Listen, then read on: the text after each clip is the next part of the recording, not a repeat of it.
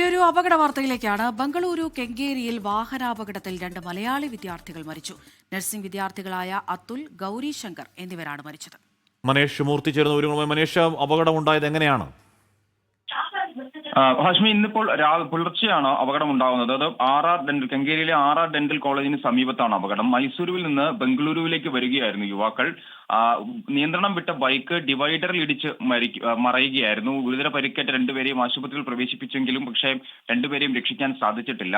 അമിത വേഗതയിലായിരുന്നു bike എന്നുള്ളതാണ് ദൃക്സാക്ഷികൾ പറയുന്നത്. എന്തായാലും 2 പേരെയും ആശുപത്രിയിൽ എത്തിച്ചപ്പോഴേക്കും മരണം സംഭവിക്കുകയും ചെയ്തിട്ടുണ്ട്.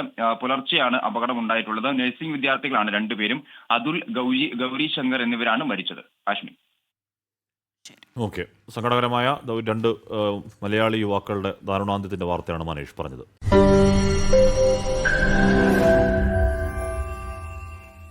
ലോകത്തെവിടെയായാലും ഏത് സമയത്തും 24 വാർത്തകളും ഓഗ്മെന്റഡ് റിയാലിറ്റി പാക്കേജുകളും എക്സ്പ്ലെയിനറുകളും വിശദമായി കാണാൻ ഞങ്ങളുടെ യൂട്യൂബ് ചാനൽ നിങ്ങൾക്ക് സബ്സ്ക്രൈബ് ചെയ്യാം.